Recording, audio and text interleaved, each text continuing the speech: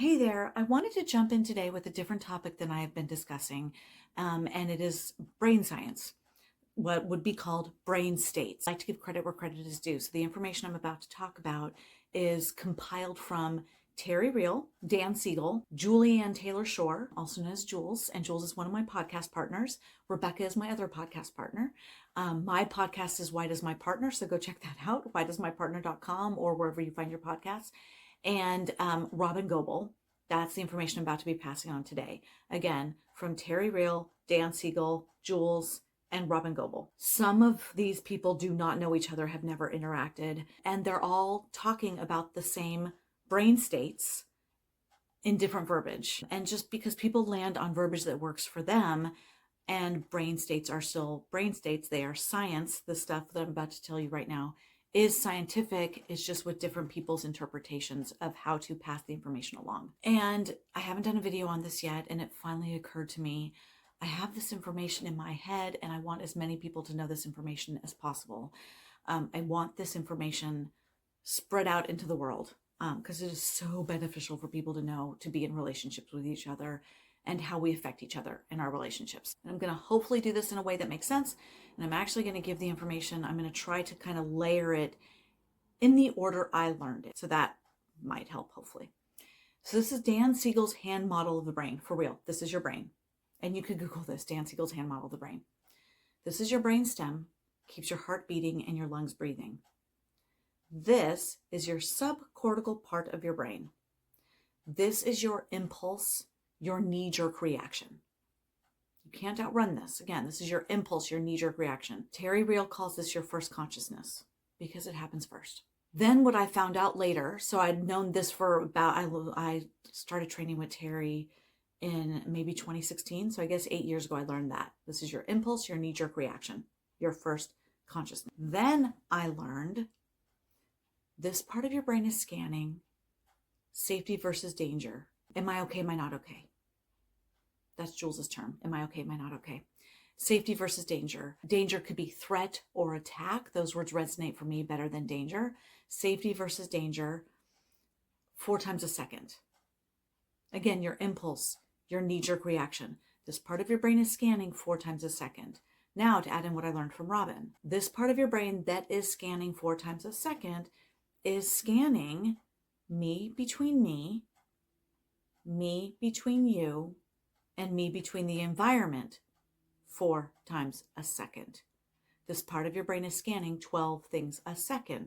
And when I say like me between me, the acronym HALT might help. Am I hungry, angry, lonely, or tired? HALT. HALT. Hungry, angry, lonely, or tired. I could be a whole bunch of other things as well. But like that's what it means by scanning me to me. If I'm hungry, people talk about hangry. If I'm hungry, I could have a different reaction to things. If I'm angry, if I'm lonely, if I'm tired, if I'm this, if I'm that, that's the scanning of me between me. And then the scanning of me between you is what am I picking up on from you, or what do I think I'm picking up on from you, by the way. Like it is how I interpret what's happening, me to you. And then what is happening in the environment.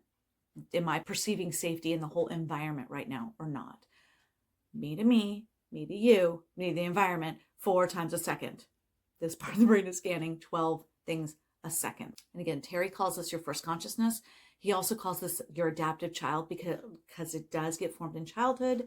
It is what you adapted to in childhood. So Dan's hand model, Terry's theory, Terry's names for it. And then also Jules calls this your unintegrated brain because in this brain state, you have like different networks of your brain firing off at different times. This is what people call, this is our survival brain. This is, sorry, I got cold. I'm putting my sleeves down.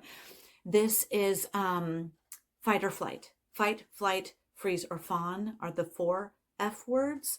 Those are here. So Jules calls this your unintegrated brain because again, the networks are firing off independent of each other. This also can be called your protective brain. It is there to protect you. So that's this subcortical part of your brain is doing all that stuff. When you can pause and breathe, is how Terry phrases it. If you can pause and breathe, you can get to this brain state. This is your neocortex. Again, Dan Siegel's hand model, your neocortex. This brain state will calm and shush the rest of the brain. And by shush, I don't mean like shut up, shush. I mean like shushing a baby. Shh. Holding a baby and shushing. This brain state will calm and shush the rest of the brain. You can only get here if this part of your brain detected safety. Remember, this part of your brain is scanning safety versus danger, threat, or attack. Am I okay? Am I not okay? If this part of your brain detects safety, lack of danger, lack of threat, then I can get to here. And this part of the brain is okay. Okay versus not okay, not okay, okay. So when you do detect safety or okayness, you can get to here. Terry calls this your second consciousness because it happened second. Terry also used to call this your functional adult. That was just the title he named it.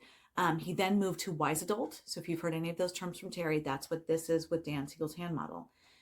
As I mentioned, Jules calls this the unintegrated brain. This is then the integrated brain.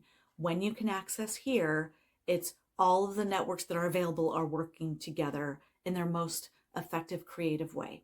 Here's where connection is possible. So I also call this your connected brain. This is your protective brain. I got tongue-tied and confused. This is your connected brain.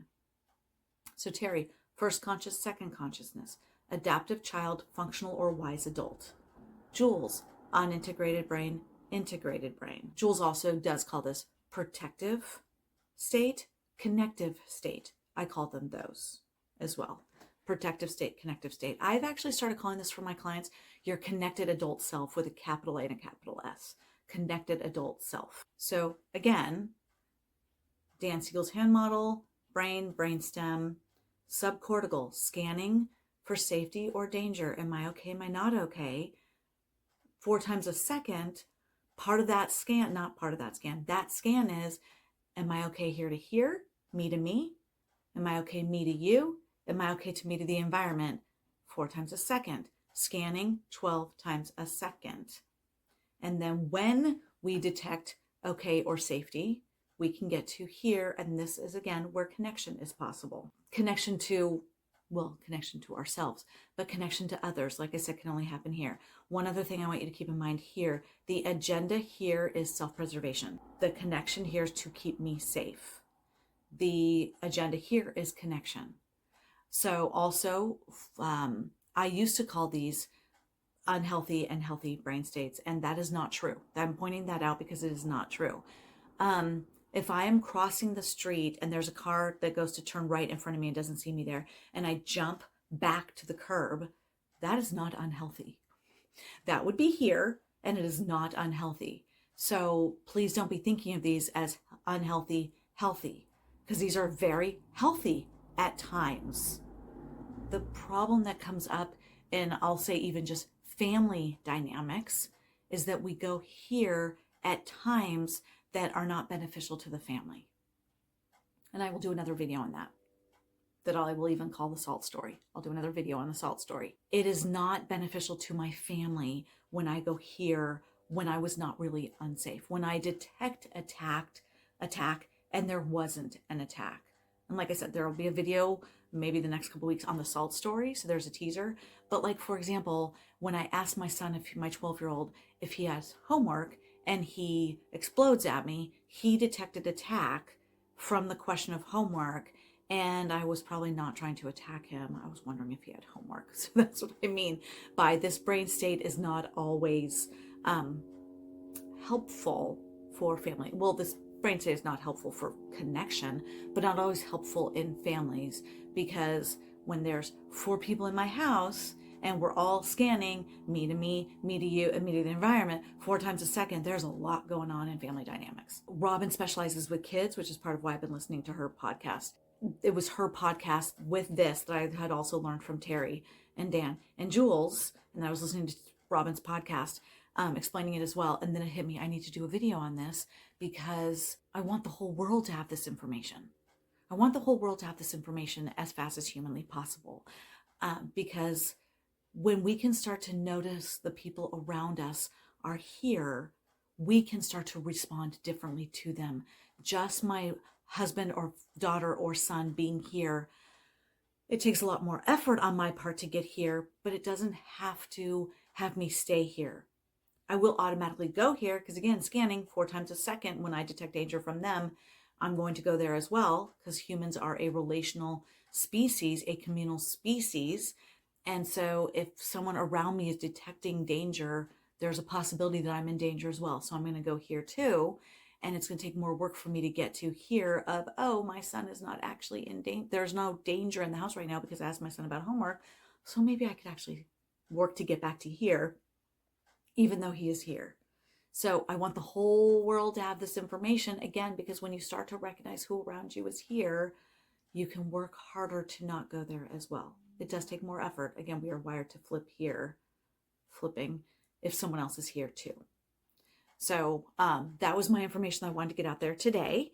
And I've actually been meaning to do this for at least about a week now, if not longer. So sorry for the delay in getting this out there.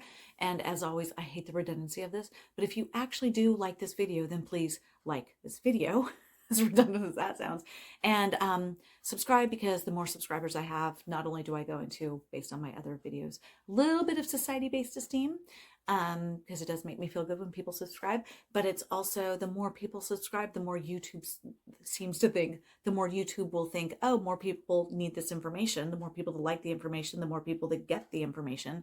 So if you subscribe, it also helps spread this out into the rest of the ether world for more people to have it.